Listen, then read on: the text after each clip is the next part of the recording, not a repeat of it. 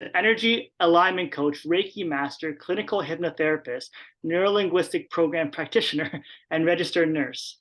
Timea at her company, the Urban Healer, intersects mind, body, and soul to help you use your biggest obstacles as your greatest teachers. Timea offers all of her services virtually. Timea used to work in a job in banking as well as a research assistant in downtown Toronto, not liking at all what she was doing. But after traveling the world, Timea decided to become a nurse in what has been the start of a fulfilling and meaningful journey for her and the people she helps, all coming from a place of love and passion. She also calls herself a science nerd who's both spiritually and sassy as. Did I get all that right? Yes, you did. Great summary. Thank you. Yeah, you're welcome. You're welcome. Oh yeah, I used to bank. That's true. Oh yeah, I did the research. Oh my God. So Feels like a long lifetime ago. That's good. That's good. That's a good thing. So my first question is, why do you do what you do? And I want to put us into the love and the passion behind why you do what you do. I've had quite a bit of a struggle for my own personal journey. I have complex PTSD and it was a rough journey. Partially, I didn't know that I had PTSD, and then I also didn't know what to do with it. And it was like extreme anxiety, and just life was really challenging. And then I just kind of assumed that this is how life is and this is what you do. And then slowly I started discovering these different tools and modalities. And then my life started to really transform. And then literally I was just like, wait, people need to know this. Like, this is something that can't just be hidden. And I also feel like I took a really long time to like put the pieces together. And I slowly found like yoga, meditation, hypnosis, like all the things. And then I was just like, wait, that takes too long. That's too much money, too much energy. What if I can just put it all together? So other people who are struggling, because I know there's a lot of other people who have similar backgrounds as me, they're kind of just like, wait, try these things. And then it just makes it easier for them, which for me, it kind of makes it like feel like my struggle was worth it because at least I can pay it forward and help other people. Very nice.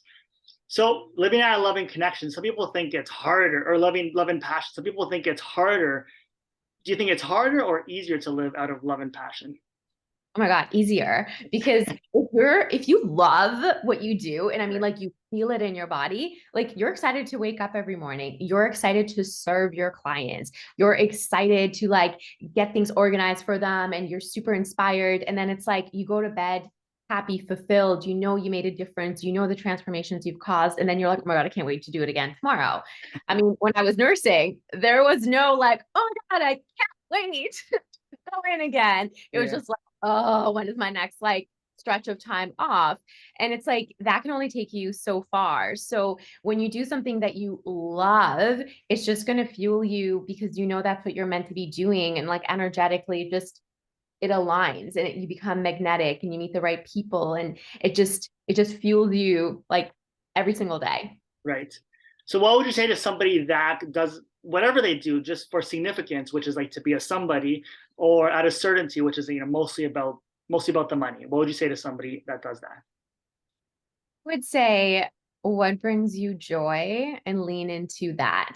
So, I mean, there's kind of two schools of thought on this. Sometimes people can't leave what they're doing for whatever reason, but then I'm like, find the joy and fulfillment in that. And super funny, when I was still nursing, before I could leave nursing fully, I literally like forced myself to be grateful for things like I get to help this client, even when it's like emptying a urinal, which is like not exciting. But I was like, I'm going to be grateful and I'm going to force myself to be grateful for this. It's Right. like, I know you're like, whoa, can't wait. So find things to be grateful for, because that in between step might be like pretty much your investor, like getting your business started.